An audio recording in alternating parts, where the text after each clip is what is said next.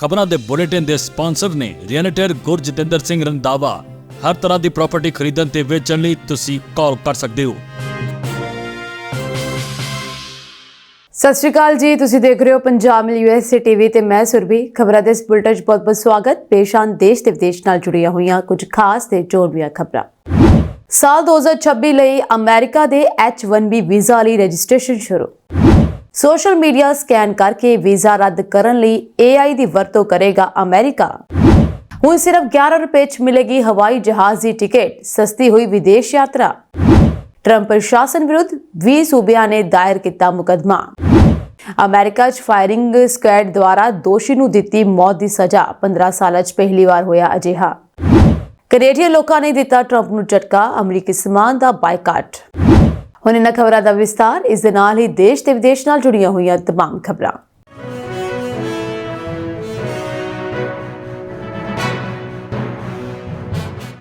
America ਜਾਣ ਦੇ ਚਾਹਵਾਨ ਲਈ ਚੰਗੀ ਖਬਰ ਹੈ। ਵਿੱਤੀ ਸਾਲ 2026 ਲਈ H-1B ਵੀਜ਼ਾ ਲਈ ਸ਼ੁਰੂਆਤੀ ਰਜਿਸਟ੍ਰੇਸ਼ਨ ਮਿਆਦ 7 ਮਾਰਚ ਤੋਂ ਸ਼ੁਰੂ ਹੋ ਗਈ ਹੈ। ਅਮਰੀਕੀ ਨਾਗਰਿਕਤਾ ਅਤੇ ਇਮੀਗ੍ਰੇਸ਼ਨ ਸੇਵਾਵਾਂ ਯਾਨੀ ਕਿ USCIS ਨੇ ਕਿਹਾ ਹੈ ਵਿੱਤੀ ਸਾਲ 2026 H-1B ਵੀਜ਼ਾ ਕੈਂਪ ਲਈ ਸ਼ੁਰੂਆਤੀ ਰਜਿਸਟ੍ਰੇਸ਼ਨ ਮਿਆਦ 7 ਮਾਰਚ ਤੋਂ ਸ਼ੁਰੂ ਹੋਵੇਗੀ ਅਤੇ 24 ਮਾਰਚ ਤੱਕ ਜਾਰੀ ਰਹੇਗੀ। IT, ਸਿਹਤ ਸੰਭਾਲ ਅਤੇ ਇੰਜੀਨੀਅਰਿੰਗ ਵਰਗੇ ਖੇਤਰਾਂ ਵਿੱਚ ਹੁਨਰਮੰਦ ਵਿਦੇਸ਼ੀ ਕਾਮਿਆਂ ਨੂੰ ਨੌਕਰੀ ਤੇ ਰੱਖਣ ਦੇ ਚਾਹਵਾਨ ਅਮਰੀਕੀ ਮਾਲਕਾਂ ਨੂੰ ਇਸ ਸਮੇਂ ਦੇ ਅੰਦਰ ਰਜਿਸਟ੍ਰੇਸ਼ਨ ਪ੍ਰਕਿਰਿਆ ਪੂਰੀ ਕਰਨੀ ਪਵੇਗੀ।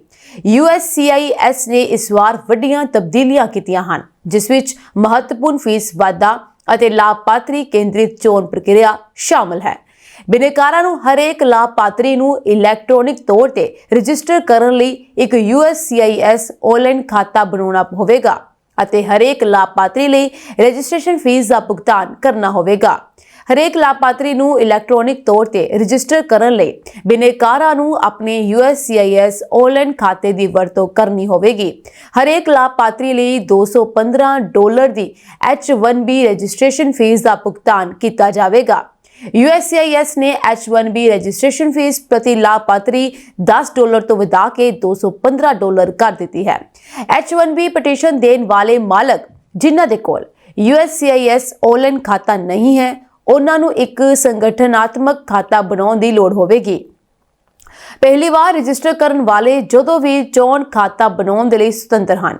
ਪ੍ਰਤੀਨਿਧੀ 7 ਮਾਰਚ ਤੋਂ $215 ਦੀ ਫੀਸ ਨਾਲ ਲਾਭਪਾਤਰੀਆਂ ਦੀ ਜਾਣਕਾਰੀ ਜੋੜ ਸਕਦੇ ਹਨ ਅਤੇ ਰਜਿਸਟ੍ਰੇਸ਼ਨ ਜਮ੍ਹਾਂ ਕਰ ਸਕਦੇ ਹਨ। ਇਸ ਤੋਂ ਇਲਾਵਾ ਕੇਂਦਰੀ ਚੋਣ ਪ੍ਰਕਿਰਿਆ ਵਿੱਚ ਵਿੱਤੀ ਸਾਲ 2026 H-1B ਕੈਪ ਲਾਭਪਾਤਰੀ ਕੇਂਦਰੀ ਚੋਣ ਪ੍ਰਕਿਰਿਆ ਦੀ ਵਰਤੋਂ ਕਰੇਗਾ। ਪ੍ਰਕਿਰਿਆ ਅਨੁਸਾਰ ਰਜਿਸਟ੍ਰੇਸ਼ਨ ਦੀ ਚੋਣ ਰਜਿਸਟ੍ਰੇਸ਼ਨ ਦੇ ਆਧਾਰ ਤੇ ਨਹੀਂ, ਸਗੋਂ ਵਿਲੱਖਣ ਲਾਭਪਾਤਰੀਆਂ ਦੇ ਆਧਾਰ ਤੇ ਕੀਤੀ ਜਾਂਦੀ ਹੈ। ਜੇਕਰ USCIS ਨੂੰ 24 ਮਾਰਚ ਤੱਕ ਕਾਫੀ ਗਿਣਤੀ ਵਿੱਚ ਵਿਲੱਖਣ ਲਾਭਪਾਤਰੀ ਮਿਲ ਜਾਂਦੇ ਹਨ ਤਾਂ ਉਹ ਬੇਤਰਤੀਬ ਢੰਗ ਨਾਲ ਵਿਲੱਖਣ ਲਾਭਪਾਤਰੀਆਂ ਦੀ ਚੋਣ ਕਰਨਗੇ ਅਤੇ ਚੋਣ ਸੂਚਨਾਵਾਂ ਉਪਭੋਗਤਾਵਾਂ ਨੂੰ ਉਹਨਾਂ ਦੇ USCIS ਆਨਲਾਈਨ ਖਾਤਿਆਂ ਰਾਹੀਂ ਭੇਜੀਆਂ ਜਾਣਗੀਆਂ। ਇਸ ਤੋਂ ਇਲਾਵਾ ਲੈਣ-ਦੇਣ ਦੀ ਇਜਾਜ਼ਤ ਹੋਏਗੀ। ਲੈਣ-ਦੇਣ ਦੀ ਸੀਮਾ ਵਧਾਉਣ ਦੀ ਇਜਾਜ਼ਤ ਅਮਰੀਕੀ ਖਜ਼ਾਨਾ ਵਿਭਾਗ ਨੇ ਵਿੱਤੀ ਸਾਲ 2026 ਦੇ H-1B ਕੈਪ ਸੀਜ਼ਨ ਲਈ ਰੋਜ਼ਾਨਾ ਕ੍ਰੈਡਿਟ ਕਾਰਡ ਲੈਣ-ਦੇਣ ਸੀਮਾ ਨੂੰ ਅਸਥਾਈ ਤੌਰ ਤੇ $24,999 ਤੋਂ ਵਧਾ ਕੇ $99,999 ਕਰਨ ਦੀ ਇਜਾਜ਼ਤ ਦੇ ਦਿੱਤੀ ਹੈ। ਇਸ ਤੋਂ ਇਲਾਵਾ ਵਿੱਤੀ ਸਾਲ 2026 ਵਿੱਚ ਪੈਰਾ ਲੀਗਲਾਂ ਨੂੰ H-1B ਵੀਜ਼ਾ ਲਈ ਅਰਜ਼ੀ ਦੇਣ ਵਾਲੇ ਇੱਕ ਤੋਂ ਵੱਧ ਕਾਨੂੰਨੀ ਪ੍ਰਤੀਨਿਧੀਆਂ ਨਾਲ ਕੰਮ ਕਰਨ ਦੀ ਇਜਾਜ਼ਤ ਹੋਵੇਗੀ। ਇੱਕ ਪੈਰਾ ਲੀਗਲ ਵੱਖ-ਵੱਖ ਕਾਨੂੰਨੀ ਪ੍ਰਤੀਨਿਧੀ ਖਾਤਿਆਂ ਤੋਂ ਸੱਦੇ ਸਵੀਕਾਰ ਕਰਨ ਦੇ ਯੋਗ ਹੋਵੇਗਾ। ਇਹ ਪ੍ਰਤੀਨਿਧੀ ਖਾਤਿਆਂ ਨੂੰ ਇੱਕ ਪੈਰਾ ਲੀਗਲ ਖਾਤੇ ਦੇ ਅੰਦਰ H-1B registration form 129 H-1B petition ਅਤੇ ਫਾਰਮ I-907 ਤਿਆਰ ਕਰਨ ਦੀ ਆਗਿਆ ਦੇਵੇਗਾ। 31 ਮਾਰਚ ਨੂੰ USCIS ਚੁਣੇ ਗਏ ਸੰਭਾਵੀ ਪਟੀਸ਼ਨ ਕਰਤਾਵਾਂ ਅਤੇ ਪ੍ਰਤੀਨਿਧੀਆਂ ਨੂੰ ਸੂਚਿਤ ਕਰੇਗਾ। ਅਮਰੀਕਾ ਨੇ ਵਿਦੇਸ਼ੀ ਨਾਗਰਿਕਾਂ ਦੀ ਨਿਗਰਾਨੀ ਕਰਦੇ ਹੋਏ ਇੱਕ ਨਵੀਂ ਤਕਨੀਕੀ ਪਹਿਲਕਦਮੀ ਕੈਚ ਐਂਡ ਰਿਵੋਕ ਸ਼ੁਰੂ ਕੀਤੀ ਹੈ।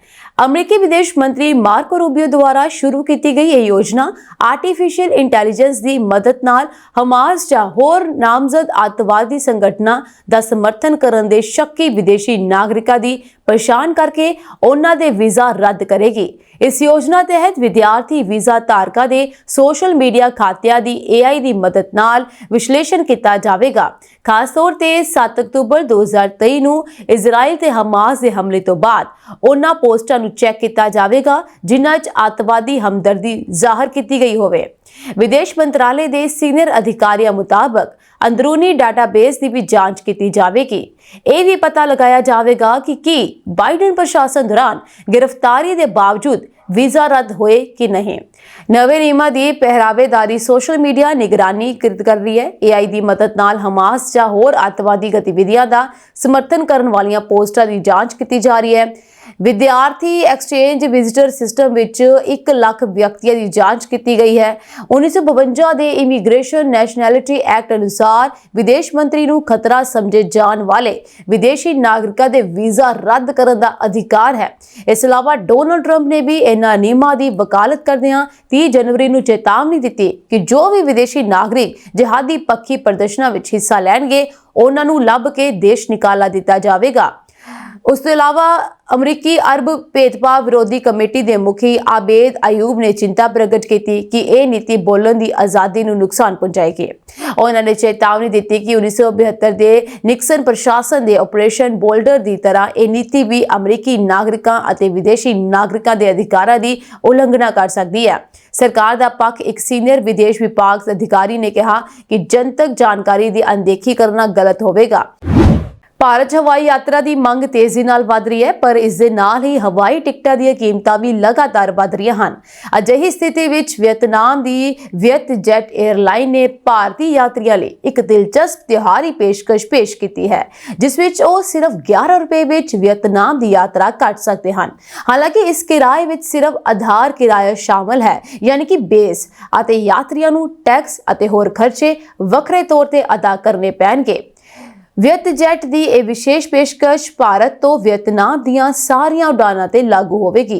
ਵੀਅਤਨਾਮ ਲਈ ਇਹ ਉਡਾਣਾਂ ਨਵੀਂ ਦਿੱਲੀ, ਮੁੰਬਈ, ਅਹਿਮਦਾਬਾਦ, ਕੋਚੀ, ਹੈਦਰਾਬਾਦ ਅਤੇ ਬੈਂਗਲੁਰੂ ਵਿੱਚ ਉਪਲਬਧ ਹੋਣਗੀਆਂ ਅਤੇ ਇਸ ਦੀਆਂ ਮੰਜ਼ਿਲਾਂ ਹਨੋਈ, ਹੋ ਚੀ ਮਿਨਹ ਸਿਟੀ ਅਤੇ ਦਾ ਨਾਂਗ ਹਨ। ਇਸ ਤੋਂ ਇਲਾਵਾ ਤੁਹਾਨੂੰ ਦੱਸਵਾ ਕਿ ਇਹ ਸਿਰਫ 31 ਦਸੰਬਰ 2025 ਤੱਕ ਵੈਧ ਰਹੇਗਾ। ਸੀਟਾਂ ਸੀਮਿਤ ਹਨ, ਇਸ ਲਈ ਸਿਰਫ ਜਲਦੀ ਬੁੱਕ ਕਰਨ ਵਾਲਿਆਂ ਨੂੰ ਹੀ ਇਹ ਵਧੀਆ ਪੇਸ਼ਕਸ਼ ਮਿਲੇਗੀ।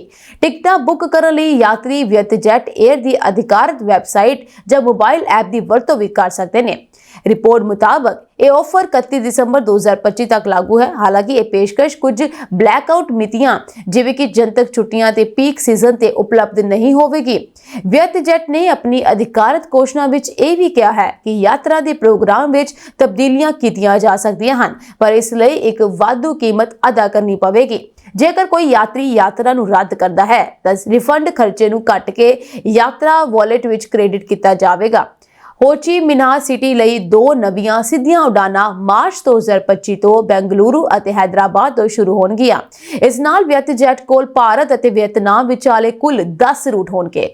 ਇਸ ਨੈਟਵਰਕ ਤਹਿਤ ਹਰ ਹਫ਼ਤੇ 78 ਉਡਾਣਾਂ ਚਲਾਈਆਂ ਜਾਣਗੀਆਂ। ਵੀਅਤਜੈਟ 에ਅਰਲਾਈਨਸ ਭਾਰਤ ਤੋਂ ਵੀਅਤਨਾਮ ਦੇ ਯਾਤਰੀਆਂ ਲਈ ਸਭ ਤੋਂ ਵੱਡੇ 에ਅਰਲਾਈਨ ਨੈਟਵਰਕਸ ਵਿੱਚੋਂ ਇੱਕ ਬਣਨ ਲਈ ਤੇਜ਼ੀ ਨਾਲ ਕੰਮ ਕਰ ਰਹੀ ਹੈ। ਅਮਰੀਕਾ ਦੇ ਰਾਸ਼ਟਰਪਤੀ ਡੋਨਾਲਡ ਟਰੰਪ ਆਪਣੀ ਸਖਤ ਨੀਤੀਆਂ ਕਾਰਨ ਦੇਸ਼ ਵਿੱਚ ਹੀ ਵਿਰੋਧ ਦਾ ਸਾਹਮਣਾ ਕਰ ਰਹੇ ਹਨ। ਟਰੰਪ ਪ੍ਰਸ਼ਾਸਨ ਵੱਲੋਂ ਹਜ਼ਾਰਾਂ ਸੰਘੀ ਕਰਮਚਾਰੀਆਂ ਨੂੰ ਬਰਖਾਸਤ ਕੀਤੇ ਜਾਣ ਤੇ ਅਮਰੀਕਾ ਵਿੱਚ ਵਿਰੋਧ ਦੀ ਰਾਜਨੀਤੀ ਸ਼ੁਰੂ ਹੋ ਗਈ ਹੈ। ਇਸ ਸੰਬੰਧੀ ਮੈਰੀਲੈਂਡ ਅਤੇ 19 ਹੋਰ ਸੂਬੇ ਸੰਘੀ ਏਜੰਸੀਆਂ ਤੇ ਮੁਕੱਦਮਾ ਕਰਨ ਦੀ ਤਿਆਰੀ ਕਰ ਰਹੇ ਹਨ। ਇਸ ਮਾਮਲੇ ਵਿੱਚ ਉਹਨਾਂ ਦਾ ਦੋਸ਼ ਹੈ ਕਿ ਰਾਸ਼ਟਰਪਤੀ ਡੋਨਾਲਡ ਟਰੰਪ ਦੇ ਪ੍ਰਸ਼ਾਸਨ ਨੇ ਹਜ਼ਾਰਾਂ ਸੰਘੀ ਕਰਮਚਾਰੀਆਂ ਨੂੰ ਗੈਰ ਕਾਨੂੰਨੀ ਤੌਰ ਤੇ ਨੌਕਰੀ ਤੋਂ ਕੱਢ ਦਿੱਤਾ। ਤੁਹਾਨੂੰ ਦੱਸ ਦਈਏ ਕਿ ਮੈਰੀਲੈਂਡ ਦੇ ਅਟਾਰਨੀ ਜਨਰਲ ਐਂਥਨੀ ਬਰਾਊਨ ਇਸ ਮੁਕੱਦਮੇ ਵਿੱਚ ਮੁੱਖ ਭੂਮਿਕਾ ਨਿਭਾ ਰਹੇ ਹਨ, ਜੋ ਵੀਰਵਾਰ ਰਾਤ ਨੂੰ ਮੈਰੀਲੈਂਡ ਵਿੱਚ ਦਾਇਰ ਕੀਤਾ ਗਿਆ। ਇਸ ਬਾਰੇ ਸੂਬਿਆਈ ਸਰਕਾਰ ਦਾ ਕਹਿਣਾ ਹੈ ਕਿ ਲਗਭਗ 10% ਪਰਿਵਾਰਾਂ ਨੂੰ ਸੰਘੀ ਸਰਕਾਰ ਤੋਂ ਤਨਖਾਹ ਮਿਲਦੀ ਹੈ ਅਤੇ ਇਹਨਾਂ ਕਰਮਚਾਰੀਆਂ ਦੀ ਬਰਖਾਸਤਗੀ ਦਾ ਉਹਨਾਂ ਪਰਿਵਾਰਾਂ ਦੀ ਰੋਜ਼ੀ ਰੋਟੀ ਤੇ ਵੱਡਾ ਪ੍ਰਭਾਵ ਪਵੇਗਾ। ਇਸ ਸੰਬੰਧ ਵਿੱਚ ਮੈਰੀਲੈਂਡ ਦੇ ਡੈਮੋਕ੍ਰੈਟਿਕ ਗਵਰਨਰ ਵੇਸ ਮੂਰ ਨੇ ਕਿਹਾ ਹੈ ਕਿ ਟਰੰਪ ਪ੍ਰਸ਼ਾਸਨ ਦੀ ਇਹ ਕਾਰਵਾਈ ਲੱਖਾਂ ਲੋਕਾਂ ਦੇ ਜੀਵਨ ਤੇ ਨਕਾਰਾਤਮਕ ਪ੍ਰਭਾਵ ਪਾ ਸਕਦੀ ਹੈ ਅਤੇ ਇਸ ਦੇ ਨਤੀਜੇ ਵਜੋਂ ਅਰਬਾਂ ਡਾਲਰ ਦਾ ਆਮਦਨ ਦਾ ਨੁਕਸਾਨ ਹੋ ਸਕਦਾ ਹੈ। ਅਟਾਰਨੀ ਜਨਰਲ ਬਰਾਊਨ ਦੇ ਮੈਰੀਲੈਂਡ ਦੀ ਸੰਘੀ ਅਦਾਲਤ ਵਿੱਚ ਇੱਕ ਅਸਥਾਈ ਹੁਕਮ ਲਈ ਪਟੀਸ਼ਨ ਦਾਇਰ ਕੀਤੀ, ਜਿਸ ਵਿੱਚ ਹੋਰ ਬਰਖਾਸਤਗੀ ਨੂੰ ਰੋਕਣ ਅਤੇ ਪਹਿਲਾਂ ਹੀ ਬਰਖਾਸਤ ਕੀਤੇ ਗਏ ਕਰਮਚਾਰੀਆਂ ਨੂੰ ਬਹਾਲ ਕਰਨ ਦੀ ਮੰਗ ਕੀਤੀ ਗਈ ਹੈ। ਇਸ ਤੋਂ ਇਲਾਵਾ ਮੁਕੱਦਮੇ ਵਿੱਚ ਕਿਹਾ ਗਿਆ ਹੈ ਕਿ ਇਹ ਛਾਂਟੀ ਸੂਬਿਆਈ ਤੇ ਭਾਰੀ ਵਿੱਤੀ ਬੋਝ ਪਾਵੇਗੀ, ਕਿਉਂਕਿ ਉਹਨਾਂ ਨੂੰ ਬੇਰੁਜ਼ਗਾਰ ਕਾਮਿਆਂ ਦੀ ਸਹਾਇਤਾ ਲਈ ਬੇਰੁਜ਼ਗਾਰੀ ਲਾਭ ਪ੍ਰਦਾਨ ਕਰਨ ਦੀ ਪ੍ਰਕਿਰਿਆ ਨੂੰ ਸੰਭਾਲਣਾ ਪਵੇਗਾ। ਬਰਾਊਨ ਦੇ ਦਫ਼ਤਰ ਨੇ ਕਿਹਾ ਕਿ ਮੈਰੀਲੈਂਡ ਵਿੱਚ 800 ਤੋਂ ਵੱਧ ਨੌਕਰੀ ਤੋਂ ਕੱਢੇ ਗਏ ਕਾਮਿਆਂ ਨੇ ਪਹਿਲਾਂ ਹੀ ਬੇਰੁਜ਼ਗਾਰੀ ਭੱਤਿਆਂ ਲਈ ਅਰਜ਼ੀ ਦੇ ਦਿੱਤੀ ਹੈ। ਇਸ ਮਾਮਲੇ ਵਿੱਚ ਰਾਸ਼ਟਰਪਤੀ ਟਰੰਪ ਦਾ ਕਹਿਣਾ ਹੈ ਕਿ ਉਹ ਸੰਘੀ ਸਰਕਾਰ ਵਿੱਚ ਧੋਖਾਧੜੀ, ਬਰਬਾਦੀ ਅਤੇ ਦੁਰਵਰਤੋਂ ਨੂੰ ਖਤਮ ਕਰਨਾ ਚਾਹੁੰਦੇ ਹਨ। ਟਰੰਪ ਦੇ ਸਲਾਹਕਾਰ ਐਲੋਨ ਮਸਕ ਦੀ ਅਗਵਾਈ ਵਿੱਚ ਸਰਕਾਰੀ ਕੁਸ਼ਲਤਾ ਵਿਭਾਗ ਨੇ ਨਵੇਂ ਅਤੇ ਪੁਰਾਣੇ ਦੋਵਾਂ ਕਰਮਚਾਰੀਆਂ ਨੂੰ ਕੱਢਣ ਦੀ ਯੋਜਨਾ ਬਣਾਈ। ਇਸ ਫੈਸਲੇ ਤੋਂ ਬਾਅਦ ਕਈ ਮੁਕੱਦਮੇ ਦਾਇਰ ਕੀਤੇ ਗਏ ਹਨ, ਕਿਉਂਕਿ ਯੂਨੀਅਨਜ਼ ਅਤੇ ਅਟਾਰਨੀ ਜਨਰਲਸ ਨੇ ਬਰਖਾਸਤਗੀਆਂ ਨੂੰ ਅਨੁਚਿਤ ਕਿਹਾ ਸੀ। ਵਾਈਟ ਹਾਊਸ ਅਤੇ ਨਿਆਂ ਵਿਭਾਗ ਨਾਲ ਟਿੱਪਣੀ ਲਈ ਸੰਪਰਕ ਕੀਤਾ ਗਿਆ, ਪਰ ਉਹਨਾਂ ਨੇ ਕੋਈ ਜਵਾਬ ਨਹੀਂ ਦਿੱਤਾ।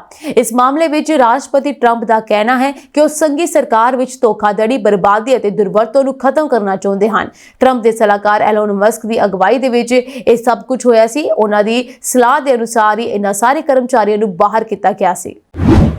ਅਕਸਰ ਤੁਸੀਂ ਸੁਣਿਆ ਹੋਵੇਗਾ ਕਿ ਜੇ ਕਿਸੇ ਨੂੰ ਮੌਤ ਦੀ ਸਜ਼ਾ ਦਿੱਤੀ ਜਾਂਦੀ ਹੈ ਤਾਂ ਉਸ ਨੂੰ ਫਾਂਸੀ ਦਿੱਤੀ ਜਾਂਦੀ ਹੈ, ਪਰ ਅਜਿਹਾ ਸਿਰਫ ਭਾਰਤ ਵਿੱਚ ਹੀ ਹੈ।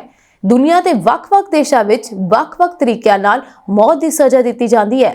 ਜਿਵੇਂ ਈਰਾਨ 'ਚ ਚੁਰਾਹੇ ਤੇ ਪੱਥਰ ਮਾਰ ਕੇ, ਅਮਰੀਕਾ 'ਚ ਜ਼ਹਿਰੀਲੇ ਟੀਕੇ ਆਦਿ ਦੇ ਕੇ ਅਜਿਹਾ ਕੀਤਾ ਜਾਂਦਾ ਹੈ। ਇਸ ਦੇ ਨਾਲ ਹੀ ਅਮਰੀਕਾ ਵਿੱਚ ਇੱਕ ਵਿਅਕਤੀ ਨੂੰ ਫਾਇਰਿੰਗ ਸਕੁਐਡ ਦੁਆਰਾ ਮੌਤ ਦੀ ਸਜ਼ਾ ਦਿੱਤੀ ਗਈ। ਫਾਇਰਿੰਗ ਸਕੁਐਡ ਦਾ ਮਤਲਬ ਗੋਲੀ ਮਾਰ ਕੇ ਸਜ਼ਾ ਦੇਣਾ ਹੈ।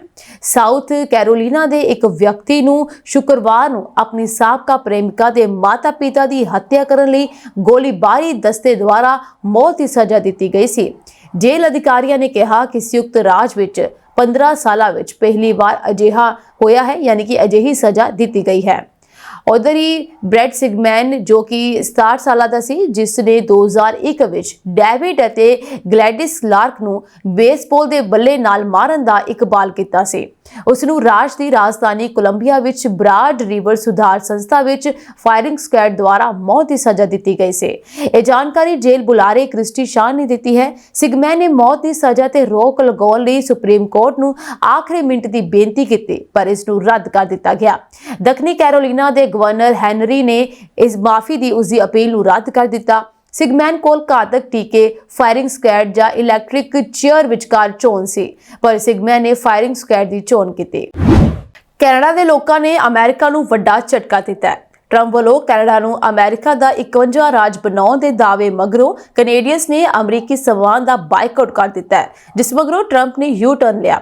ਟਰੰਪ ਨੇ ਕੈਨੇਡਾ ਤੇ 25% ਟੈਰਿਫ ਲਾਉਣ ਦੇ ਫੈਸਲੇ ਨੂੰ 30 ਦਿਨਾਂ ਲਈ ਟਾਲ ਦਿੱਤਾ ਹੈ। ਟਰੰਪ ਨੇ 4 ਮਾਰਚ ਨੂੰ ਟੈਰਿਫ ਲਗਾਉਣ ਦਾ ਐਲਾਨ ਕੀਤਾ ਸੀ। ਦੱਸ ਦਈਏ ਕਿ ਇਸ ਤੋਂ ਪਹਿਲਾਂ ਵੀ ਟਰੰਪ ਨੇ 4 ਫਰਵਰੀ ਤੋਂ ਕੈਨੇਡਾ ਤੇ ਮੈਕਸੀਕੋ ਤੋਂ ਆਉਣ ਵਾਲੇ ਕਈ ਸਮਾਨ ਤੇ ਟੈਰਿਫ ਲਾਉਣ ਦਾ ਐਲਾਨ ਕੀਤਾ ਸੀ, ਪਰ ਇਸ ਦੇ ਲਾਗੂ ਹੋਣ ਤੋਂ ਇੱਕ ਦਿਨ ਪਹਿਲਾਂ ਉਹਨਾਂ ਨੇ ਇਸ ਨੂੰ 30 ਦਿਨਾਂ ਲਈ ਮੁਲਤਵੀ ਕਰ ਦਿੱਤਾ ਸੀ।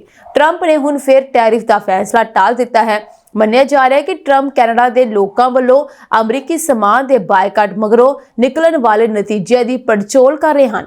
ਦਰਅਸਲ ਟਰੰਪ ਵੱਲੋਂ ਕੈਨੇਡਾ ਤੇ ਟੈਰਿਫ ਲਾਉਣ ਦੀ ਧਮਕੀ ਤੇ ਕੈਨੇਡਾ ਨੂੰ ਅਮਰੀਕਾ ਦਾ 51 ਰਾਜ ਬਣਾਉਣ ਦੇ ਬਿਆਨ ਤੋਂ ਬਾਅਦ ਕੈਨੇਡਾ ਵਿੱਚ ਅਮਰੀਕੀ ਸਮਾਨ ਦਾ ਬਾਈਕਾਟ ਸ਼ੁਰੂ ਹੋ ਗਿਆ ਹੈ। ਕੈਨੇਡੀਅਨ ਮੀਡੀਆ ਦੇ ਅਨੁਸਾਰ ਉੱਥੋਂ ਦੇ ਲੋਕਾਂ ਨੇ ਅਮਰੀਕੀ ਸੇਬ ਖਾਣਾ ਛੱਡ ਦਿੱਤਾ ਹੈ ਤੇ ਦੂਜੇ ਦੇਸ਼ਾਂ ਦੇ ਸੇਬ ਖਾਣੇ ਸ਼ੁਰੂ ਕਰ ਦਿੱਤੇ ਹਨ। ਇਸ ਦੇ ਨਾਲ ਹੀ ਦੁਕਾਨਦਾਰਾਂ ਨੇ ਪੀਜ਼ਾ ਵਿੱਚ ਕੈਲੀਫੋਰਨੀਆ ਦੇ ਟਮਾਟਰਾਂ ਦੀ ਬਜਾਏ ਇਟਲੀ ਦੇ ਟਮਾਟਰ ਦੀ ਵਰਤੋਂ ਸ਼ੁਰੂ ਕਰ ਦਿੱਤੀ ਹੈ। ਦੁਕਾਨਦਾਰਾਂ ਦਾ ਕਹਿਣਾ ਹੈ ਕਿ ਉਹ ਆਪਣੀਆਂ ਦੁਕਾਨਾਂ ਵਿੱਚ ਅਮਰੀਕੀ ਸਮਾਨ ਰੱਖਣਾ ਬੰਦ ਕਰ ਦੇਣਗੇ। ਬਹੁਤ ਸਾਰੇ ਕੈਨੇਡੀਅਨਸ ਜੋ ਆਪਣੀਆਂ ਛੁੱਟੀਆਂ ਲਈ ਅਮਰੀਕਾ ਜਾਣ ਦੀ ਯੋਜਨਾ ਬਣਾ ਰਹੇ ਸਨ, ਉਹਨਾਂ ਨੇ ਆਪਣੀ ਛੁੱਟੀਆਂ ਰੱਦ ਕਰ ਦਿੱਤੀਆਂ ਹਨ। ਟਰੰਪ ਦੀ ਧਮਕੀ ਨੇ ਕੈਨੇਡਾ ਵਿੱਚ ਦੇਸ਼ ਭਗਤੀ ਦੀ ਭਾਵਨਾ ਨੂੰ ਭੜਕਾ ਦਿੱਤਾ ਹੈ। ਅਹਿਮ ਗੱਲ ਇਹ ਹੈ ਕਿ 2 ਮਹੀਨੇ ਪਹਿਲਾਂ ਚੋਣ ਹਾਰਨ ਦੇ ਡਰ ਕਾਰਨ ਕੈਨੇਡਾ ਦੀ ਲਿਬਰਲ ਪਾਰਟੀ ਵਿੱਚ ਜਸਟਿਨ ਟਰੂਡੋ ਵਿਰੁੱਧ ਮਾਹੌਲ ਬਣ ਗਿਆ ਸੀ। ਇਸ ਤੋਂ ਬਾਅਦ ਉਹਨਾਂ ਨੇ ਅਸਤੀਫਾ ਦੇਣ ਦਾ ਐਲਾਨ ਕੀਤਾ ਸੀ। ਹੈਰਾਨੀ ਦੀ ਗੱਲ ਇਹ ਹੈ ਕਿ ਹੁਣ ਲਿਬਰਲ ਪਾਰਟੀ ਚੋਣ ਜਿੱਤਣ ਦੀ ਸਭ ਤੋਂ ਵੱਡੀ ਦਾਅਵੇਦਾਰੀ ਬਣ ਗਈ ਹੈ। ਟਰੂਡੋ ਨੇ ਮੰਗਲਵਾਰ ਨੂੰ ਕਿਹਾ ਸੀ ਕਿ ਕੈਨੇਡੀਅਨ ਸਿਆਣੇ ਹਨ, ਉਹ ਸੁਭਾਅ ਤੋਂ ਨਿਵਰ ਹੋ ਸਕਦੇ ਹਨ, ਪਰ ਉਹ ਲੜਾਈ ਤੋਂ ਪਿੱਛੇ ਨਹੀਂ ਹਟਣਗੇ, ਖਾਸ ਕਰਕੇ ਅਜਿਹੇ ਸਮੇਂ ਜਦੋਂ ਦੇਸ਼ ਦੇ ਲੋਕਾਂ ਦੀ ਭਲਾਈ ਦਾਅ ਤੇ ਲੱਗੀ ਹੋਈ ਹੈ। ਹਾਲਾਂਕਿ ਕੈਨੇਡਾ ਤੇ ਮੈਕਸੀਕੋ ਨੇ ਟੈਰਿਫ ਨੂੰ ਮੁਲਤਵੀ ਕਰਨ ਦੇ ਟਰੰਪ ਦੇ ਫੈਸਲੇ ਦੀ ਸ਼ਲਾਘਾ ਕੀਤੀ। ਕੈਨੇਡਾ ਦੇ ਵਿੱਤ ਮੰਤਰੀ ਡੋਮਿਨਿਕ ਲੈਬਲਾਂਕ ਨੇ ਕਿਹਾ ਕਿ ਉਹਨਾਂ ਦਾ ਦੇਸ਼ ਅਮਰੀਕੀ ਸਮਾਨ ਤੇ ਟੈਰਿਫ ਵੀ ਫਿਲਹਾਲ ਮੁਲਤਵੀ ਕਰ ਦੇਵੇਗਾ। ਯਮਨ ਅਤੇ ਜਿਬੂਤੀ ਦੇ ਪਾਣੀਆਂ ਵਿੱਚ 4 ਪ੍ਰਵਾਸੀ ਕਿਸ਼ਤੀਆਂ ਦੇ ਪਲਟਣ ਦੀ ਜਾਣਕਾਰੀ ਸਾਹਮਣੇ ਆਈ ਹੈ। ਇਸ ਹਾਦਸੇ ਵਿੱਚ 2 ਲੋਕਾਂ ਦੀ ਮੌਤ ਹੋ ਗਈ ਹੈ ਅਤੇ 186 ਲਾਪਤਾ ਹੋ ਗਏ ਹਨ। ਇਹ ਜਾਣਕਾਰੀ ਸੰਯੁਕਤ ਰਾਸ਼ਟਰ ਪ੍ਰਵਾਸ ਏਜੰਸੀ ਨੇ ਦਿੱਤੀ ਹੈ। ਇੰਟਰਨੈਸ਼ਨਲ ਆਰਗੇਨਾਈਜੇਸ਼ਨਸ ਫॉर ਮਾਈਗ੍ਰੇਸ਼ਨ ਦੇ ਬੁਲਾਰੇ ਨੇ ਇਸ ਬਾਰੇ ਕਿਹਾ ਕਿ ਇਹਨਾਂ ਵਿੱਚੋਂ 2 ਕਿਸ਼ਤੀਆਂ ਵੀਰਵਾਰ ਨੂੰ ਯਮਨ ਦੇ ਤੱਟ ਤੇ ਪਲਟ ਗਈਆਂ। ਉਹਨਾਂ ਨੇ ਕਿਹਾ ਚਾਲਕ ਦਲ ਦੇ 2 ਮੈਂਬਰਾਂ ਨੂੰ ਬਚਾ ਲਿਆ ਗਿਆ ਹੈ, ਪਰ 181 ਪ੍ਰਵਾਸੀ ਅਤੇ 5 ਯਮਨੀ ਚਾਲਕ ਦਲ ਦੇ ਮੈਂਬਰ ਅਜੇ ਵੀ ਲਾਪਤਾ ਹਨ। ਉਹਨਾਂ ਨੇ ਕਿਹਾ ਛੋਟੇ ਅਫਰੀਕੀ ਦੇਸ਼ ਜਿਬੂਤੀ ਦੇ ਨੇੜੇ ਲਗਭਗ ਉਸੇ ਸਮੇਂ 2 ਹੋਰ ਕਿਸ਼ਤੀਆਂ ਡੁੱਬ ਗਈਆਂ। 2 ਪ੍ਰਵਾਸੀਆਂ ਦੀਆਂ ਲਾਸ਼ਾਂ ਬਰਾਮਦ ਕੀਤੀਆਂ ਗਈਆਂ ਅਤੇ ਕਿਸ਼ਤੀ ਤੇ ਸਵਾਰ ਸਾਰੇ ਲੋਕਾਂ ਨੂੰ ਬਚਾ ਲਿਆ ਗਿਆ। ਲਗਭਗ 1 ਦਹਾਕੇ ਦੇ ਘਰੇਲੂ ਯੁੱਧ ਦੇ ਬਾਵਜੂਦ ਯਮਨ ਪੂਰਬੀ ਅਫਰੀਕਾ ਅਤੇ ਸੋਮਾਲੀ ਪ੍ਰਾਇਦੀਪ ਤੋਂ ਕੰਮ ਲਈ ਖਾੜੀ ਦੇਸ਼ਾਂ ਵਿੱਚ ਜਾਣ ਵਾਲੇ ਪ੍ਰਵਾਸੀਆਂ ਲਈ ਇੱਕ ਪ੍ਰਮੁੱਖ ਰਸਤਾ ਬਣਿਆ ਹੋਇਆ ਹੈ। ਹਰ ਸਾਲ ਹਜ਼ਾਰਾਂ ਲੋਕ ਇਸ ਰਸਤੇ ਰਾਹੀਂ ਯਾਤਰਾ ਕਰਨ ਦੀ ਕੋਸ਼ਿਸ਼ ਕਰਦੇ ਹਨ। ਤਸਕਰ ਅਕਸਰ ਖਤਰਨਾਕ ਭੀੜ ਭੜੱਕੇ ਵਾਲੀਆਂ ਕਿਸ਼ਤੀਆਂ ਰਾਹੀਂ ਪ੍ਰਵਾਸੀਆਂ ਨੂੰ ਯਮਨ ਲੈ ਜਾਣ ਲਈ ਲਾਲ ਸਾਗਰ ਜਾਂ ਅਦਨ ਦੀ ਖਾੜੀ ਪਾਰ ਕਰਦੇ ਹਨ। ਅਮਰੀਕੀ ਰਾਸ਼ਟਰਪਤੀ ਡੋਨਾਲਡ ਟਰੰਪ ਨੇ ਕਿਹਾ ਹੈ ਕਿ ਭਾਰਤ ਬਹੁਤ ਜ਼ਿਆਦਾ ਟੈਕਸ ਵਸੂਲਣ ਵਾਲਾ ਮੁਲਕ ਹੈ। ਟਰੰਪ ਨੇ ਮੁੜ ਕਿਹਾ ਕਿ ਅਮਰੀਕੀ ਵਸਤਾਂ ਤੇ ਟੈਕਸ ਲਗਾਉਣ ਵਾਲੇ ਮੁਲਕਾਂ ਉੱਤੇ ਜਵਾਬੀ ਟੈਕਸ 2 ਅਪ੍ਰੈਲ ਤੋਂ ਲਾਗੂ ਹੋਣਗੇ। ਉਹਨਾਂ ਨੇ ਕਿਹਾ ਸਭ ਤੋਂ ਵੱਡੀ ਗੱਲ 2 ਅਪ੍ਰੈਲ ਨੂੰ ਹੋਵੇਗੀ ਜਦੋਂ ਜਵਾਬੀ ਟੈਕਸ ਯਾਨੀ ਰੈਸੀਪ੍ਰੋਕਲ ਟੈਕਸ ਲਾਗੂ ਹੋਣਗੇ। ਫਿਰ ਚਾਹੇ ਉਹ ਭਾਰਤ ਹੋਵੇ ਜਾਂ ਚੀਨ ਜਾਂ ਫਿਰ ਕੋਈ ਹੋਰ ਮੁਲਕ, ਭਾਰਤ ਬਹੁਤ ਜ਼ਿਆਦਾ ਟੈਕਸ ਲਗਾਉਣ ਵਾਲਾ ਮੁਲਕ ਹੈ। ਟਰੰਪ ਨੇ ਓਵਲ ਦਫ਼ਤਰ ਵਿੱਚ ਕੁਝ ਸਰਕਾਰੀ ਹੁਕਮਾਂ ਤੇ ਸਹੀ ਪਾਉਂਦਿਆਂ ਕਿਹਾ ਕਿ ਮੈਂ ਤੁਹਾਨੂੰ ਦੱਸਦਾ ਹਾਂ ਕਿ ਸਭ ਤੋਂ ਵੱਧ ਟੈਕਸ ਵਸੂਲਣ ਵਾਲਾ ਦੇਸ਼ ਕੌਣ ਹੈ। ਉਹ ਕੈਨੇਡਾ ਹੈ। ਕੈਨੇਡਾ ਸਾਡੇ ਕੋਲੋਂ ਦੁੱਧ ਉਤਪਾਦਾਂ ਤੇ ਹੋਰਨਾਂ ਉਤਪਾਦਾਂ ਤੇ 250% ਟੈਕਸ ਲਾਉਂਦਾ ਹੈ। ਟਰੰਪ ਨੇ ਕਿਹਾ ਕਿ ਅਜੇ ਟੈਕਸ ਅਸਥਾਈ ਤੇ ਘੱਟ ਹਨ, ਪਰ ਜਵਾਬੀ ਟੈਕਸ 2 ਅਪ੍ਰੈਲ ਤੋਂ ਲਾਗੂ ਹੋਣਗੇ ਜੋ ਸਾਡੇ ਮੁਲਕ ਲਈ ਵੱਡੀ ਤਬਦੀਲੀ ਵਾਲੇ ਹੋਣਗੇ। ਅਮਰੀਕੀ ਸਦਰ ਨੇ ਕਿਹਾ ਕਿ ਵਿਸ਼ਵ ਦੇ ਹਰ ਮੁਲਕ ਨੇ ਸਾਨੂੰ ਲੁੱਟਿਆ ਹੈ। ਉਹ ਸਾਡੇ ਕੋਲੋਂ 150-200% ਟੈਕਸ ਵਸੂਲਦੇ ਹਨ ਤੇ ਅਸੀਂ ਉਹਨਾਂ ਕੋਲੋਂ ਕੁਝ ਨਹੀਂ ਲੈਂਦੇ। ਲਿਹਾਜ਼ਾ ਉਹ ਸਾਡੇ ਕੋਲੋਂ ਜਿਹੜਾ ਟੈਕਸ ਵਸੂਲਣਗੇ ਅਸੀਂ ਵੀ ਉਹਨਾਂ ਹੀ ਟੈਕਸ ਵਸੂਲਾਂਗੇ ਤੇ ਇਸ ਤੋਂ ਕੋਈ ਬਚ ਨਹੀਂ ਸਕਦਾ। ਸਿੰਗਾਪੁਰ ਵਿੱਚ ਹਵਾਈ ਅੱਡੇ ਦੇ ਸਹਾਇਕ ਪੁਲਿਸ ਅਧਿਕਾਰੀ ਵਜੋਂ ਕੰਮ ਕਰਨ ਵਾਲੇ ਭਾਰਤੀ ਨਾਗਰਿਕ ਤੇ ਇੱਕ ਯਾਤਰੀ ਵੱਲੋਂ ਜਹਾਜ਼ ਵਿੱਚ ਵਰਤੇ ਜਾਣ ਵਾਲੇ 에ਅਰਪੋਰਟਸ ਦੀ ਇੱਕ ਜੋੜੀ ਰੱਖਣ ਲਈ ਅਪਰਾਧਿਕ ਵਿਸ਼ਵਾਸਘਾਤ ਦਾ ਦੋਸ਼ ਲਗਾਇਆ ਗਿਆ। ਚੈਨਲ ਨਿਊਜ਼ ਏਸ਼ੀਆ ਦੀ ਰਿਪੋਰਟ ਅਨੁਸਾਰ ਆਪਣੀ ਅਦਾਲਤੀ ਸੁਣਵਾਈ ਦੌਰਾਨ ਸੁੰਦਰ ਅਰਾਵਿੰਦ ਦੀ ਨੁਮਾਇੰਦਗੀ ਕੋਈ ਨਹੀਂ ਕਰ ਰਿਹਾ ਸੀ। ਜਦੋਂ ਪੁੱਛਿਆ ਗਿਆ ਕਿ ਕੀ ਉਸਨੇ ਕਾਨੂੰਨੀ ਵਕੀਲ ਨਾਲ ਸੰਪਰਕ ਕਰਨਾ ਹੈ ਤਾਂ ਅਰਾਵਿੰਦ ਨੇ ਕਿਹਾ ਨਹੀਂ, ਉਸਨੇ ਨਤੀਜਿਆਂ ਤੇ ਵਿਚਾਰ ਕੀਤੇ ਬਿਨਾਂ ਅਪਰਾਧ ਕੀਤਾ। ਉਸਨੇ ਜੱਜ ਨੂੰ ਅਪੀਲ ਕੀਤੀ ਕਿ ਅਦਾਲਤੀ ਦੁਭਾਸ਼ਾਈ ਰਾਹੀਂ ਉਸ ਨੂੰ ਦੇਸ਼ ਵਾਪਸ ਭੇਜ ਦੇਣ ਅਤੇ ਉਸ ਦਾ ਵੀਜ਼ਾ 31 ਮਾਰਚ ਨੂੰ ਖਤਮ ਹੋ ਜਾਵੇਗਾ। ਹਾਲਾਂਕਿ ਬਾਅਦ ਵਿੱਚ ਉਸ ਨੂੰ ਦੱਸਿਆ ਗਿਆ ਕਿ ਇੱਕ ਵਿਸ਼ੇਸ਼ ਪਾਸ ਜਾਰੀ ਕੀਤਾ ਜਾਵੇਗਾ। ਚਾਰਜਸ਼ੀਟ ਦੇ ਅਨੁਸਾਰ ਅਰਾਵਿੰਦ ਤੇ ਦੋਸ਼ ਹੈ ਕਿ ਉਸਨੇ 4 ਫਰਵਰੀ ਨੂੰ ਚਾਂਗੀ 에ਅਰਪੋਰਟ ਟਰਮੀਨਲ 2 ਤੇ ਕਿਸੇ ਯਾਤਰੀ ਦੇ ਵਾਇਰਲੈਸ 에ਅਰਬਡ ਆਪਣੀ ਵਰਤੋਂ ਲਈ ਰੱਖ ਲਏ ਸਨ। ਇਹ ਮਾਮਲਾ 28 ਫਰਵਰੀ ਨੂੰ ਉਦੋਂ ਸਾਹਮਣੇ ਆਇਆ ਜਦੋਂ ਪੁਲਿਸ ਨੂੰ ਟਰਮੀਨਲ 2 ਤੇ ਚੋਰੀ ਦੇ ਇੱਕ ਸ਼ੱਕੀ ਮਾਮਲੇ ਬਾਰੇ ਸੂਚਿਤ ਕੀਤਾ ਗਿਆ। ਉਧਰ ਹੀ ਵੀਰਵਾਰ ਨੂੰ ਇੱਕ ਪ੍ਰੈਸ ਰਿਲੀਜ਼ ਵਿੱਚ ਪੁਲਿਸ ਨੇ ਕਿਹਾ ਕਿ ਜਾਂਚ ਤੋਂ ਪਤਾ ਲੱਗਾ ਕਿ ਜਹਾਜ਼ ਵਿੱਚ ਸਵਾਰ ਯਾਤਰੀ ਦੇ 에ਅਰਪੋਰਟ ਗੁੰਮ ਹੋ ਗਏ ਹਨ, ਜੋ ਬਾਅਦ ਵਿੱਚ ਇੱਕ ਕੈਬਿਨ ਕਰੂ ਮੈਂਬਰ ਦੁਆਰਾ ਲੱਭੇ ਗਏ। ਚਾਲਕ ਦਲ ਦੇ ਮੈਂਬਰ ਨੇ 에ਅਰਪੋਰਟ ਅਰਾਵਿੰਦ ਨੂੰ ਸੌਂਪ ਦਿੱਤੇ ਸਨ, ਜੋ ਉਸ ਸਮੇਂ ਹਵਾਈ ਅੱਡੇ ਦੇ ਸਹਾਇਕ ਪੁਲਿਸ ਅਧਿਕਾਰੀ ਵਜੋਂ ਡਿਊਟੀ ਤੇ ਸੀ। ਹਾਲਾਂਕਿ ਉਸਨੇ 에ਅਰਪੋਰਟਸ ਨੂੰ ਆਪਣੀ ਵਰਤੋਂ ਲਈ ਰੱਖਣ ਦਾ ਫੈਸਲਾ ਕੀਤਾ। ਚੈਨਲ ਦੀ ਰਿਪੋਰਟ ਵਿੱਚ ਕਿਹਾ ਗਿਆ ਹੈ ਕਿ ਅਰਾਵਿੰਦ ਦੇ ਮਾਮਲੇ ਦੀ ਸੁਣਵਾਈ 17 ਅਪ੍ਰੈਲ ਨੂੰ ਦੁਬਾਰਾ ਹੋਵੇਗੀ। ਸਿੰਗਾਪੁਰ ਦੇ ਕਾਨੂੰਨ ਦੇ ਅਨੁਸਾਰ ਵਿਸ਼ਵਾਸ ਦੀ ਅਪਰਾਧਿਕ ਉਲੰਘਣਾ ਕਰਨ ਤੇ ਵੱਧ ਤੋਂ ਵੱਧ 7 ਸਾਲ ਦੀ ਕੈਦ, ਜੁਰਮਾਨਾ ਜਾਂ ਦੋਵੇਂ ਹੋ ਸਕਦੇ ਹਨ। ਬਰਲਿਨ ਦੇ ਹਵਾਈ ਅੱਡੇ ਨੇ ਮਜ਼ਦੂਰ ਯੂਨੀਅਨ ਦੀ ਹੜਤਾਲ ਤੋਂ ਪਹਿਲਾਂ 10 ਮਾਰਚ ਲਈ ਆਪਣੀਆਂ ਸਾਰੀਆਂ ਉਡਾਨਾਂ ਰੱਦ ਕਰ ਦਿੱਤੀਆਂ ਹਨ, ਜਿਸ ਨਾਲ ਜਰਮਨੀ ਦੇ 11 ਹਵਾਈ ਅੱਡਿਆਂ ਤੇ ਵੱਡੀ ਗਿਣਤੀ ਉਡਾਨਾਂ ਪ੍ਰਭਾਵਿਤ ਹੋ ਸਕਦੀਆਂ ਹਨ। ਹਵਾਈ ਅੱਡੇ ਦੇ ਗਰਾਊਂਡ ਸਟਾਫ ਦੀ ਨੁਮਾਇੰਦਗੀ ਕਰਨ ਵਾਲੀ ਯੂਨੀਅਨ ਨੇ ਯਾਤਰੀਆਂ ਨੂੰ ਤਿਆਰੀ ਲਈ ਸਮਾਂ ਦੇਣ ਲਈ ਹੜਤਾਲ ਕਰਨ ਬਾਰੇ ਜਾਣਕਾਰੀ ਦਿੱਤੀ ਹੈ। ਉਹਨਾਂ ਨੇ ਕਿਹਾ ਕਿ ਮੁਲਾਜ਼ਮ ਮਿਊਨਿਖ, ਸਟਟਗਾਰਟ ਅਤੇ ਬਾਕੀ ਜੋ ਨੇ ਡਾਰਟਮੰਡ, ਬ੍ਰੇਮਨ, ਹੈਮਬਰਗ, ਬਰਲਿਨ ਅਤੇ ਲਾਈਪਜ਼ਿਗ ਹਵਾਈ ਅੱਡਿਆਂ ਤੇ 10 ਮਾਰਚ ਨੂੰ ਹੜਤਾਲ ਕਰਨਗੇ। ਇਸ ਤੋਂ ਇਲਾਵਾ ਬਾਕੀ ਹਵਾਈ ਅੱਡਿਆਂ ਤੇ ਵੀ ਹੜਤਾਲ ਰਹੇਗੀ। ਇਸ ਕਾਰਨ ਲੱਖਾਂ ਯਾਤਰੀਆਂ ਨੂੰ ਆਪਣੀਆਂ ਉਡਾਨਾਂ ਵਿੱਚ ਦੇਰੀ ਜਾਂ ਰੱਦ ਹੋਣ ਦਾ ਸਾਹਮਣਾ ਕਰਨਾ ਪੈ ਸਕਦਾ ਹੈ। ਕੋਲੰਬੀਆ ਯੂਨੀਵਰਸਿਟੀ 'ਚ ਯਹੂਦੀ ਵਿਦਿਆਰਥੀਆਂ ਨੂੰ ਪਰੇਸ਼ਾਨ ਕਰਨ ਦੇ ਮਾਮਲੇ 'ਚ ਡੋਨਾਲਡ ਟਰੰਪ ਪ੍ਰਸ਼ਾਸਨ ਨੇ ਸਖਤ ਕਾਰਵਾਈ ਕੀਤੀ। ਇਸ ਤਹਿਤ ਯੂਨੀਵਰਸਿਟੀ ਨੂੰ ਦਿੱਤੀਆਂ ਗਈਆਂ $400 ਮਿਲੀਅਨ ਦੀਆਂ ਸੰਘੀ ਗ੍ਰਾਂਟਾਂ ਅਤੇ ਕੰਟਰੈਕਟ ਤੁਰੰਤ ਰੱਦ ਕਰ ਦਿੱਤੇ ਗਏ ਹਨ। ਇਹ ਕਾਰਵਾਈ ਜੁਆਇੰਟ ਟਾਸਕ ਫੋਰਸ ਵੱਲੋਂ ਵਿਰੋਧੀ ਸਾਮਵਾਦ ਦਾ ਮੁਕਾਬਲਾ ਕਰਨ ਲਈ ਕੀਤੀ ਗਈ ਹੈ। ਦੱਸਿਆ ਜਾ ਰਿਹਾ ਹੈ ਕਿ ਇਹ ਪਹਿਲਾ ਕਦਮ ਹੈ ਅਤੇ ਹੋਰ ਕਟੌਤੀ ਕੀਤੀ ਜਾ ਸਕਦੀ ਹੈ। ਦਰਅਸਲ ਇਹ ਫੈਸਲਾ ਨਿਆਂ ਵਿਭਾਗ, ਸਿਹਤ ਅਤੇ ਮਨੁੱਖੀ ਸੇਵਾਵਾਂ ਵਿਭਾਗ, ਸਿੱਖਿਆ ਵਿਭਾਗ ਅਤੇ US ਜਨਰਲ ਸਰਵਿਸਿਜ਼ ਐਡਮਿਨਿਸਟ੍ਰੇਸ਼ਨ ਦੀ ਸਾਂਝੀ ਟਾਸਕ ਫੋਰਸ ਦੁਆਰਾ ਲਿਆ ਗਿਆ ਹੈ। ਯੂਨੀਵਰਸਿਟੀ ਵਿੱਚ ਯਹੂਦੀ ਵਿਦਿਆਰਥੀਆਂ ਨੂੰ ਲਗਾਤਾਰ ਤੰਗ ਪਰੇਸ਼ਾਨ ਕੀਤੇ ਜਾਣ ਦੇ ਮਾਮਲਿਆਂ ਵਿੱਚ ਪ੍ਰਸ਼ਾਸਨ ਦੀ ਢਿੱਲ-ਮੱਠ ਕਾਰਨ ਇਹ ਕਦਮ ਚੁੱਕਿਆ ਗਿਆ ਹੈ। ਕੋਲੰਬੀਆ ਯੂਨੀਵਰਸਿਟੀ ਦੀ ਸੰਘੀ ਗ੍ਰਾਂਟਾਂ ਵਿੱਚ $5 ਬਿਲੀਅਨ ਤੋਂ ਵੱਧ ਦੀ ਵਚਨਬੱਧਤਾ ਹੈ। ਗ੍ਰਾਂਟਾਂ ਦੀ ਸਮੀਖਿਆ ਕਰਨ ਵਾਲੀ ਸਾਂਝੀ ਟਾਸਕ ਫੋਰਸ ਨੇ 3 ਮਾਰਚ ਨੂੰ ਕੋਲੰਬੀਆ ਯੂਨੀਵਰਸਿਟੀ ਦੇ ਕਾਰਜਕਾਰੀ ਪ੍ਰਧਾਨ ਨੂੰ ਸੂਚਿਤ ਕੀਤਾ ਸੀ। ਕੈਂਪਸ ਦੇ ਅੰਦਰ ਅਤੇ ਆਲੇ-ਦੁਆਲੇ ਕੁਧਰਮ ਅਤੇ ਯਹੂਦੀ ਵਿਰੋਧੀ ਪਰੇਸ਼ਾਨੀ ਜਾਰੀ ਹੈ। ਕੋਲੰਬੀਆ ਨੇ ਇਸ ਸੰਬੰਧ ਵਿੱਚ ਟਾਸਕ ਫੋਰਸ ਨੂੰ ਕੋਈ ਜਵਾਬ ਨਹੀਂ ਦਿੱਤਾ ਹੈ। ਸਿੱਖਿਆ ਸਕੱਤਰ ਨੇ ਕਿਹਾ ਹੈ ਕਿ ਯਹੂਦੀ ਵਿਦਿਆਰਥੀਆਂ ਨੂੰ 7 ਅਕਤੂਬਰ ਤੋਂ ਆਪਣੇ ਕੈਂਪਸ ਵਿੱਚ ਹਿੰਸਾ, ਧਮਕੀਆਂ ਅਤੇ ਪਰੇਸ਼ਾਨੀ ਦਾ ਸਾਹਮਣਾ ਕਰਨਾ ਪੈ ਰਿਹਾ ਹੈ, ਪਰ ਉਹਨਾਂ ਲੋਕਾਂ ਵੱਲੋਂ ਅਣਗੌਲਿਆ ਕੀਤਾ ਜਾ ਰਿਹਾ ਹੈ ਜਿਨ੍ਹਾਂ ਨੂੰ ਉਹਨਾਂ ਦੀ ਸੁਰੱਖਿਆ ਕਰਨੀ ਚਾਹੀਦੀ ਹੈ। ਜੇਕਰ ਯੂਨੀਵਰਸਿਟੀਆਂ ਨੂੰ ਸੰਘੀ ਫੰਡ ਪ੍ਰਾਪਤ ਕਰਨੇ ਹਨ ਤਾਂ ਉਹਨਾਂ ਨੂੰ ਸਾਰੇ ਸੰਘੀ ਭੇਦਭਾਵ ਵਿਰੋਧੀ ਕਾਨੂੰਨਾਂ ਦੀ ਪਾਲਣਾ ਕਰਨੀ ਚਾਹੀਦੀ ਹੈ। ਅਮਰੀਕੀ ਰਾਸ਼ਟਰਪਤੀ ਡੋਨਾਲਡ ਟਰੰਪ ਨੇ ਦਾਅਵਾ ਕੀਤਾ ਹੈ ਕਿ ਭਾਰਤ ਟੈਰਿਫ ਕਟੌਤੀ ਲਈ ਸਹਿਮਤ ਹੋ ਗਿਆ ਹੈ। ਟਰੰਪ ਨੇ ਇਹ ਦਾਅਵਾ ਉਸ ਸਮੇਂ ਕੀਤਾ ਜਦੋਂ ਉਹ ਲਗਾਤਾਰ ਭਾਰਤ ਵੱਲੋਂ ਅਮਰੀਕੀ ਸਮਾਨ ਤੇ ਲਗਾਏ ਗਏ ਟੈਰਿਫ ਦੀ ਆਲੋਚਨਾ ਕਰ ਰਹੇ ਸਨ। ਟਰੰਪ ਨੇ ਆਪਣੇ ਬਿਆਨ 'ਚ ਚੀਨ ਅਤੇ ਕੈਨੇਡਾ ਤੇ ਵੀ ਨਿਸ਼ਾਨਾ ਸਾਧਿਆ। ਅਮਰੀਕੀ ਰਾਸ਼ਟਰਪਤੀ ਡੋਨਾਲਡ ਟਰੰਪ ਨੇ ਕਿਹਾ ਕਿ ਭਾਰਤ ਸਾਡੇ ਤੇ ਬਹੁਤ ਜ਼ਿਆਦਾ ਟੈਰਿਫ ਲਾਉਂਦਾ ਹੈ। ਉਸਨੇ ਕਿਹਾ ਤੁਸੀਂ ਭਾਰਤ ਵਿੱਚ ਕੁਝ ਵੀ ਨਹੀਂ ਵੇਚ ਸਕਦੇ।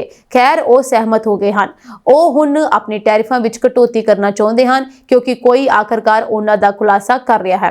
ਟਰੰਪ ਨੇ ਦੁਹਰਾਇਆ ਕਿ ਅਮਰੀਕੀ ਸਮਾਨ ਤੇ ਟੈਰਿਫ ਲਗਾਉਣ ਵਾਲੇ ਦੇਸ਼ਾਂ ਤੇ ਜਵਾਬੀ ਟੈਰਿਫ 2 ਅਪ੍ਰੈਲ ਤੋਂ ਲਾਗੂ ਕੀਤੇ ਜਾਣਗੇ। ਉਹਨਾਂ ਨੇ ਕਿਹਾ ਸਭ ਤੋਂ ਵੱਡੀ ਗੱਲ 2 ਅਪ੍ਰੈਲ ਨੂੰ ਹੋਵੇਗੀ ਜਦੋਂ ਜਵਾਬੀ ਟੈਰਿਫ ਲਾਗੂ ਕੀਤੇ ਜਾਣਗੇ, ਚਾਹੇ ਉਹ ਭਾਰਤ ਹੋਵੇ ਜਾਂ ਚੀਨ ਜਾਂ ਕੋਈ ਹੋਰ ਦੇਸ਼। ਭਾਰਤ ਇੱਕ ਅਜਿਹਾ ਦੇਸ਼ ਹੈ ਜੋ ਬਹੁਤ ਜ਼ਿਆਦਾ ਟੈਰਿਫ ਲਗਾਉਂਦਾ ਹੈ। ਪ੍ਰਧਾਨ ਮੰਤਰੀ ਜਸਟਿਨ ਟਰੂਡੋ ਦਾ ਵੀਰਵਾਰ ਨੂੰ ਮਨ ਭਰ ਆਇਆ ਜਦੋਂ ਆਪਣੀ ਵਿਦਾਇਗੀ ਭਾਸ਼ਣ ਦੌਰਾਨ ਦਿਲ ਦੀਆਂ ਗੱਲਾਂ ਸਾਂਝੀਆਂ ਕੀਤੀਆਂ। ਟਰੂਡੋ ਨੇ ਸਾਫ਼ ਲਫ਼ਜ਼ਾਂ ਵਿੱਚ ਆਖ ਦਿੱਤਾ ਕਿ ਬਤੌਰ ਪ੍ਰਧਾਨ ਮੰਤਰੀ ਉਹਨਾਂ ਨੇ ਆਪਣੇ ਦਫ਼ਤਰ ਵਿੱਚ ਹਰ ਵੇਲੇ ਕੈਨੇਡਾ ਵਾਸੀਆਂ ਨੂੰ ਸਭ ਤੋਂ ਅੱਗੇ ਰੱਖਿਆ। ਲੋਕਾਂ ਦਾ ਸਾਥ ਮਿਲਿਆ ਤਾਂ ਹੀ ਇੰਨਾ ਲੰਮਾ ਸਫ਼ਰ ਤੈਅ ਕੀਤਾ ਜਾ ਸਕਿਆ। ਉਹਨਾਂ ਨੇ ਕਿਹਾ ਆਪਣੀ ਸਰਕਾਰ ਦੇ ਅੰਤਲੇ ਦਿਨਾਂ ਵਿੱਚ ਵੀ ਉਹ ਕੈਨੇਡਾ ਵਾਲਿਆਂ ਦੀ ਪਿੱਠ ਨਹੀਂ ਲੱਗਣ ਦੇਣਗੇ। ਡੋਨਾਲਡ ਟਰੰਪ ਵੱਲੋਂ ਪੈਦਾ ਹੋ ਰਹੇ ਖਤਰਿਆਂ ਸਾਹਮਣੇ ਸਾਰੇ ਕੈਨੇਡੀਅਨ ਇਕਜੁੱਟ ਹਨ ਅਤੇ ਅਗਲੀਆਂ ਚੋਣਾਂ ਦੌਰਾਨ ਕੈਨੇਡਾ ਨੂੰ 51 ਸੂਬਾ ਕਹਿਣ ਵਾਲਿਆਂ ਨੂੰ ਮੂੰਹ ਤੋੜ ਜਵਾਬ ਦੇ ਦਿੱਤਾ ਜਾਵੇਗਾ। ਜਸਟਿਨ ਟਰੂਡੋ ਨੇ ਆਪਣੇ ਪਿਤਾ ਦਾ ਵਿਰਾਸਤ ਬਾਰੇ ਵੀ ਖਾਸ ਤੌਰ ਤੇ ਜ਼ਿਕਰ ਕੀਤਾ, ਜਿਨ੍ਹਾਂ ਵੱਲੋਂ 2 ਸਰਕਾਰੀ ਭਾਸ਼ਾਵਾਂ ਅਤੇ charter of rights and freedom Canada ਵਾਸੀਆਂ ਨੂੰ ਦਿੱਤੇ ਗਏ। ਉਹਨਾਂ ਨੇ ਅੱਗੇ ਕਿਹਾ ਕਿ ਨਵਾਂ ਲਿਬਰਲ ਆਗੂ ਚੁਣੇ ਜਾਣ ਮਗਰੋਂ ਕੇਅਰ ਟੇਕਰ PM ਵਜੋਂ ਕੰਮ ਕਰਨ ਦਾ ਯਤਨ ਨਹੀਂ ਕਰਨਗੇ। ਬਤੌਰ ਲਿਬਰਲ ਆਗੂ ਟਰੂਡੋ ਦਾ ਸਿਰਫ 2 ਦਿਨ ਦਾ ਕਾਰਜਕਾਲ ਬਾਕੀ ਹੈ, ਪਰ ਨਵਾਂ ਪ੍ਰਧਾਨ ਮੰਤਰੀ ਉਹਨਾਂ ਦੇ ਰਸਮੀ ਅਸਤੀਫੇ ਤੋਂ ਬਾਅਦ ਹੀ ਅਹੁਦਾ ਸੰਭਾਲ ਸਕਦਾ ਹੈ। ਆਪਣੇ 10 ਸਾਲ ਦੇ ਕਾਰਜਕਾਲ ਦੌਰਾਨ ਆਏ ਉਤਾਰ ਚੜਾਅ ਦਾ ਜ਼ਿਕਰ ਕਰਦਿਆਂ ਟਰੂਡੋ ਨੇ ਕਿਹਾ ਡੋਨਾਲਡ ਟਰੰਪ ਨੂੰ ਦੂਜੀ ਵਾਰ ਜਿੱਤਦਿਆਂ ਦੇਖਿਆ। 100 ਸਾਲ ਵਿੱਚ ਇੱਕ ਵਾਰ ਆਉਣ ਵਾਲੀ ਮਹਾਮਾਰੀ ਨਾਲ ਦੋ ਹੱਥ ਕੀਤੇ। ਮਹਿੰਗਾਈ ਦੇ ਸੰਕਟ ਵਿੱਚੋਂ ਲੰਘੇ, ਯੂਕਰੇਨ ਉੱਤੇ ਰੂਸੀ ਹਮਲੇ ਮਗਰੋਂ ਪੈਦਾ ਹੋਈ ਸਮੱਸਿਆਵਾਂ ਨਾਲ ਨਜਿੱਠਿਆ। ਬਿਨਾਂ ਸ਼ੱਕ ਕਈ ਮੌਕਿਆਂ ਤੇ ਹਾਲਾਤ ਗੁੰਝਲਦਾਰ ਬਣ ਗਏ, ਪਰ ਆਖਰੀ ਮੌਕੇ ਤੱਕ ਬਤੌਰ ਪ੍ਰਧਾਨ ਮੰਤਰੀ ਮੈਂ ਆਪਣੀਆਂ ਜ਼ਿੰਮੇਵਾਰੀਆਂ ਨਿਭਾਉਣ ਤੋਂ ਪਿੱਛੇ ਨਹੀਂ ਹਟਾਂਗਾ। ਟਰੂਡੋ ਨੇ ਅੱਗੇ ਕਿਹਾ ਕਿ ਕੈਨੇਡਾ ਵਾਸੀਆਂ ਦੀ ਸੇਵਾ ਕਰਨਾ ਉਹਨਾਂ ਦੀ ਜ਼ਿੰਦਗੀ ਦਾ ਵੱਡਾ ਮਾਣ ਹੈ। ਚਾਈਲਡ ਕੇਅਰ ਦੀ ਗੱਲ ਕਰਦਿਆਂ ਤਾਂ ਉਹਨਾਂ ਦੀਆਂ ਅੱਖਾਂ ਵਿੱਚੋਂ ਹੰਝੂ ਵਗ ਗਏ। ਉਹਨਾਂ ਨੇ ਕਿਹਾ ਚਾਈਲਡ ਕੇਅਰ ਇੱਕ ਸਾਫ਼ ਸੁਥਰਾ ਖੇਤਰ ਹੈ ਜੋ ਸਾਡੇ ਅਰਥਚਾਰੇ ਨੂੰ ਮਜ਼ਬੂਤ ਬਣਾਉਂਦਾ ਹੈ ਅਤੇ ਅਜੋਕੇ ਦੌਰ ਜਿੰਨੀ ਅਹਿਮੀਅਤ ਕਦੇ ਵੀ ਹਾਸਲ ਨਹੀਂ ਕੀਤੀ। ਇਹ ਸਾਂਝੀ ਦੇਸ਼ ਤੇ ਵਿਦੇਸ਼ ਨਾਲ ਜੁੜੀਆਂ ਹੋਈਆਂ ਕੁਝ ਖਾਸ ਤੇ ਚੋਣਵੀਆਂ ਖਬਰਾਂ ਹੋਰ ਅਪਡੇਟਸ ਨਾਲ ਜੁੜੇ ਰਹਿਣ ਦੇ ਲਈ ਤੁਸੀਂ ਬਨੇ ਰਹੋ ਜੀ ਪੰਜਾਬ ਮਿਲ USA TV ਦੇ ਨਾਲ। ਤੁਹਾਡੇ ਸਭ ਦਾ ਬਹੁਤ ਬਹੁਤ ਧੰਨਵਾਦ।